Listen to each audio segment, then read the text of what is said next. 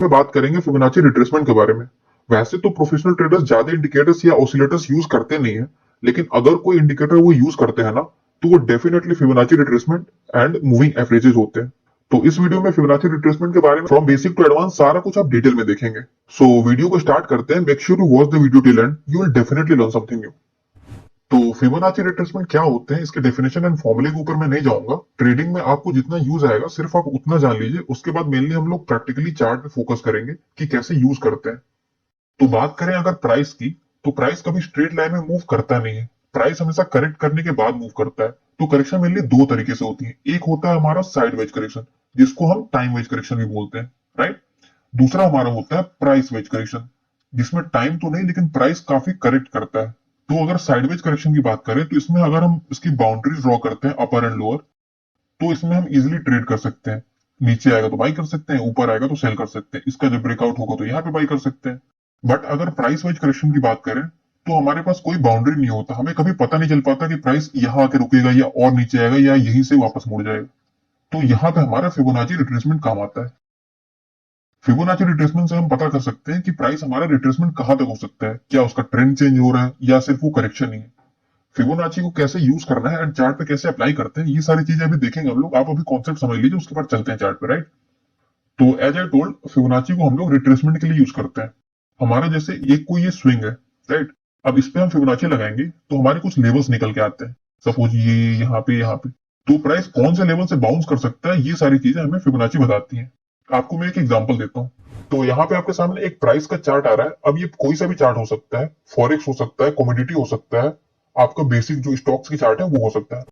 सारे chart same rule follow करते हैं। तो इसमें अगर आप देखेंगे, हर एक आपको ट्रेंड के बाद एक करेक्शन मिला है। हर एक ट्रेंड के बाद एक करेक्शन मिला है। That's how the price works, right. तो इसमें अगर हम सपोज इस ट्रेंड की बात करें, तो ये ट्रेंड यहां से स्टार्ट होकर यहां तक फिनिश हुआ था।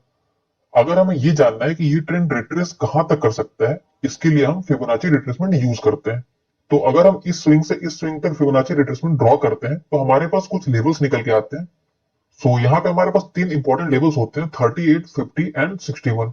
चार्ट में अगर आप ड्रॉ करेंगे ना, तो आपको काफी सारे लेवल्स मिलते हैं, लेकिन वो हमारे काम के ज्यादा होते नहीं है, क्योंकि प्राइस मोस्टली इन तीन लेवल को ही रिस्पेक्ट करता है। 38.2, 50 एंड 61.8, ये तीनों हमारे गोल्डन रेशियोज होते हैं। तो मेनली हमें इन तीनों लेवल पे फोकस करना है। फिबोनाची रिट्रेसमेंट को ड्रॉ करने के ना कुछ रूल्स होते हैं। अगर आप उन रूल्स को माइंड में रख के ड्रॉ करेंगे, तब आपकी गलतियां कम होंगी, आपके ज्यादा एक्यूरेट रिजल्ट्स आएंगे। First and most important rule will be कि हमें हमेशा प्रॉपर स्विंग को पकड़ के ड्रॉ करना है। प्रॉपर स्विंग का मतलब कि वो जो स्विंग है उससे पीछे कम से कम 8 से 10 कैंडल, 8 टू 10 कैंडल्स हमें होनी चाहिए। अगर आप 15 मिनट पे यूज कर रहे हैं तो भी, 1 आवर पे यूज कर रहे हैं तो भी, 1 डे पे यूज कर रहे हैं तो भी। अगर यहाँ पे 10 कैंडल्स हैं, तब हम इसे कंसिडर करेंगे एक स्विंग। तो अगर आपको सेम चार्ट में और एग्जांपल दिखाऊं, तो जैसे ये हमारा एक स्विंग हाई है, तो इसको हम स्विंग हाई कब कंसिडर करेंगे, जब इससे पहले हमें कम से कम 8 से 10 कैंडल मिल जाएगी। सेकंड स्विंग हमारा यहाँ पे है। अगर आप इस स्विंग को देखेंगे, तो इससे पीछे भी हमें एक ट्रेंड मिल रहा है। यहाँ पे कैंडल्स हैं, मोर देन 10 कैंडल्स। तो ऐसे करके आपको सारे स्विंग्स को एक बार वैलिडेट कर लेना है इन रूल्स को फॉलो करके, कि क्या वो वैलिड स्विंग है या नहीं, उसके पीछे कोई ट्रेंड है या नहीं। एंड उसके बाद आप फिबोनाची अप्लाई कर सकते हैं, राइट। तो ये हमने एक अप ट्रेंड के चार्ट पे देखा कि फिबोनाची को ड्रॉ कैसे करते हैं। नेक्स्ट एग्जांपल में आइए देखते हैं कि डाउन ट्रेंड के चार्ट में फिबोनाची को कैसे यूज करते हैं एंड कहां तक बाउंस कर सकता है, वो लेवल हम कैसे निकालते हैं। उसके बाद डायरेक्टली चलेंगे चार्ट्स पे, वहां पे प्रैक्टिकली देखेंगे कि ट्रेड कैसे लेना है। तो आइए चलते हैं नेक्स्ट एग्जांपल पे। तो ये हमारे सामने एक डाउन ट्रेंड का चार्ट है। इसमें अगर हम किसी भी स्विंग को देखते हैं, सपोज यहां से लेके यहां तक, जैसा कि मैंने बताया कि स्विंग किसको बोलेंगे, इससे पीछे कम से कम 8 से 10 कैंडल होनी चाहिए। एंड इससे भी पीछे यहाँ पे 8 से 10 कैंडल है। तो this is a valid swing, this is also a valid swing. अब हमें फिबोनाची ड्रॉ कैसे करना है, सिंपली इस लेवल को इस लेवल से कनेक्ट करेंगे, तो हमारे पास ये इंपॉर्टेंट लेवल्स निकल के यहाँ पे आते हैं। ये ट्रेंड जैसे डाउन का था, तो इसमें हमें क्या पता करना होता है कि ये अगर बाउंस लेता है तो कहां तक ये बाउंस ले सकता है, जिसके बाद हम वापस से यहाँ पे सेल कर सके, राइट।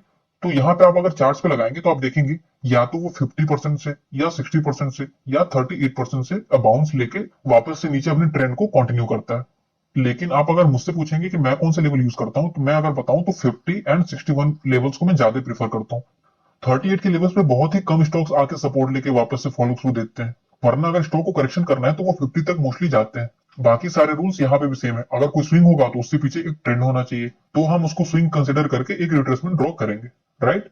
तो आइए अब डायरेक्टली चार्ट पे चलते हैं, लाइव चार्ट पे, एंड वहां पे देखते हैं कि हमें ट्रेड कैसे करना है। क्या हम सिर्फ फिबोनाची की बेस पे ट्रेड ले सकते हैं या फिर हमें और भी कन्फ्लुएंसेस चाहिए होंगे। तो चलते हैं चार्ट्स पे। सो ये हमारे सामने एक चार्ट आ गया है। अगर इसमें हमें फिबोनाची रिट्रेसमेंट लगाना है तो हम यहाँ पे सबसे लेफ्ट साइड में हमें काफी सारे यहाँ पे टूल्स दिख रहे हैं। सो यहाँ पे पहला टूल फिबोनाची रिट्रेसमेंट का है, इस पे आप क्लिक करेंगे एंड मैंने आपको बताया कि लास्ट स्विंग लो से लास्ट स्विंग हाई तक आपको इसको प्लॉट करना है। तो आपको यहाँ पे क्लिक करके इसको ड्रैग करके ऊपर तक यहाँ पे ले जाना है, राइट। तो जब हमने लास्ट स्विंग से लास्ट स्विंग हाई तक प्लॉट किया तब हमारे पास यहाँ पे काफी सारे नंबर्स आ गए, 2.6, 3.8, 5, 0.68, है ना। तो इसमें से हमारे काम के मेनली तीन नंबर्स हैं, 0.38, 0.5 एंड 0.618। ये तीनों हमारे फिबोनाची के गोल्डन रेशियोज होते हैं। तो ये तीनों को रख के बाकी सारे हम डिलीट कर देंगे। आपको क्या करना है, सिंपली सेटिंग में जाना है फिबोनाची के, एंड यहाँ पे बाकी सारी जो चीजें हैं ना, इसको आप रिमूव कर देंगे। तो ये सेटिंग्स को अप्लाई करने के बाद आपके पास यहाँ पे तीन नंबर्स वो बचेंगे, बाकी सारे हट जाएंगे। उससे हमें काफी कंफ्यूजन होती है ना। सो अगर हम इस ट्रेंड की बात करें तो यहाँ पे आप देखेंगे ये एग्जैक्टली 61.8% पे रिट्रेसमेंट करके वापस से बाउंस करने का ट्राई कर रहा है। लेकिन अगर हम सिर्फ फिबोनाची के बेस पे ट्रेड लें तो हमारी एक्यूरेसी थोड़ी सी कम रहेगी। अगर हम उसके साथ ट्रेंड लाइन हो गया, चैनल हो गया, या फिर सपोर्ट एंड रेजिस्टेंस हो गया, इसको अगर हम ऐड कर देंगे तो चांसेस काफी हाई होते हैं कि ट्रेड हमारे फेवर में जाए। आपको जैसे यहाँ पे दिखाता हूँ, अगर आप ध्यान से देखेंगे तो आपको यहाँ पे एक ट्रेंड लाइन दिख रही है। क्या ये यहाँ पे एक ट्रेंड लाइन पे सपोर्ट लिया है? यस, बिल्कुल लिया है। क्या यहाँ पे 61.8% का लेवल है? बिल्कुल है।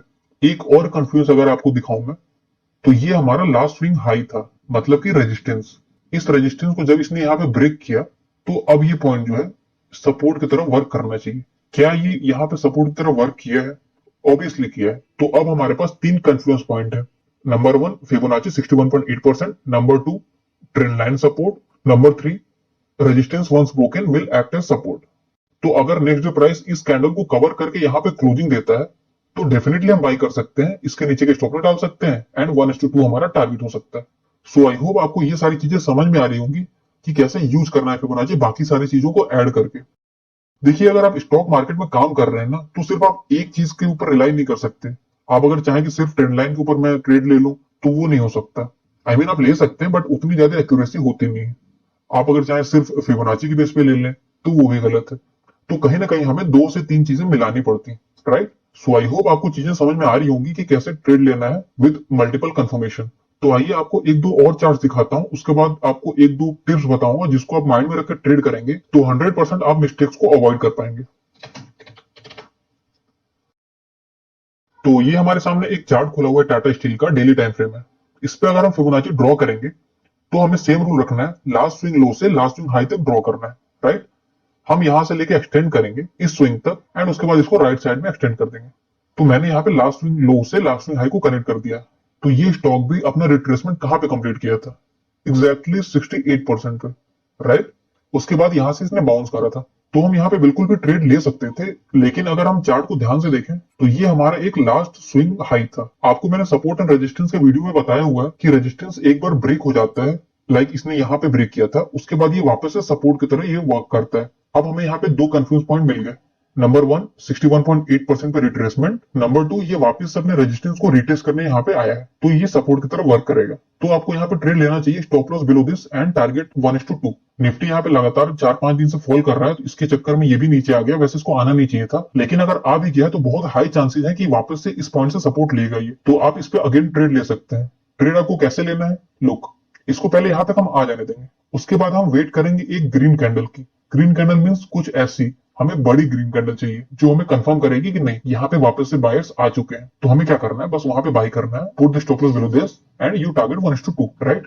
सो ये दोनों एग्जांपल्स हमने अप ट्रेंड के चार्ट में देखा। अब आपको एक एग्जांपल दिखाता हूँ, एक डाउन ट्रेंड के चार्ट में कैसे पता करते हैं कि कोई स्टॉक बाउंस कहां तक कर सकता है।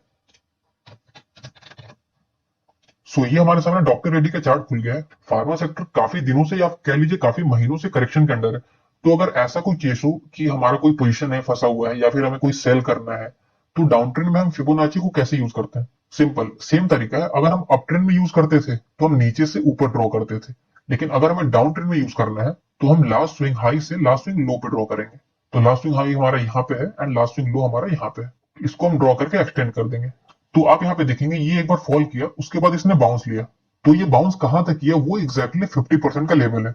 तो मोस्टली केसेस में स्टॉक्स 50 या 61 इन दोनों लेवल्स को फॉलो करते हैं। तो आपकी अगर कोई पोजीशन यहाँ पे स्टक थी तो वो यहाँ पे आपको निकालनी चाहिए, क्योंकि ये 50% के लेवल से रेजिस्टेंस ले चुका है।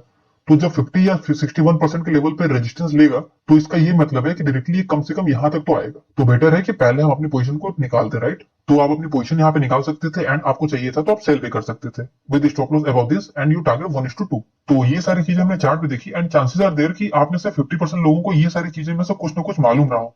लेकिन अब जो बताने जा रहा हूँ ध्यान से सुनना। 61.8% लेवल, 50% एंड 38%, ये सारे लेवल सबको पता है। लेकिन मैं यहाँ पे तीनों लेवल को ना अलग तरीके से रिस्पेक्ट देता हूँ। कैसे, वो देखिए। मैं अगर ट्रेड लेता हूँ तो मेरी पोजीशन साइजिंग हर एक लेवल पे डिफरेंट रहेगी। सपोज कोई स्टॉक अगर 61.8% से रिट्रेसमेंट कर रहा है तो मैं यहाँ पे 100% क्वांटिटी यहाँ पे अपनी रखता हूँ, लाइक जितनी क्वांटिटी मैं ट्रेड करता हूँ। क्योंकि प्राइस अगर इसके ऊपर गया इसका मतलब कि डायरेक्टली ये यहां तक जाएगा।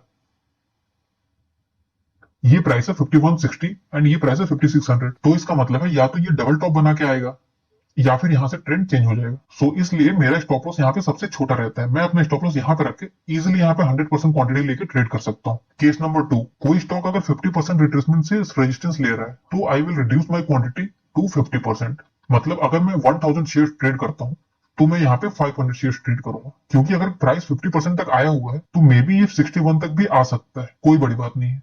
तो ऐसे में क्या होता है, हमारा स्टॉप लॉस हिट हो जाता है। तो इसलिए हमें हर डिफरेंट लेवल पे अपनी क्वांटिटी साइज, अपने पोजीशन साइजिंग, अपने रिस्क मैनेजमेंट, सारी चीजें डिफरेंट डिफरेंट रखनी पड़ती हैं। ये सारी चीजें आप एक्सपीरियंस के साथ सीखेंगे। ये मैं फॉलो करता हूँ, आपको चाहिए तो आप भी फॉलो कर सकते हैं, आपको डेफिनेटली हेल्प होगा। सो आई होप आपको चीजें समझ में आई हो एंड आपको वीडियो से हेल्प मिली हो। वीडियो अगर अच्छी लगी हो तो वीडियो को लाइक कर सकते हैं एंड नीचे कमेंट करके बता सकते हैं कि वीडियो कैसी लगी। मिलते हैं किसी अगले इंटरेस्टिंग वीडियो में। Till then bye and thank you.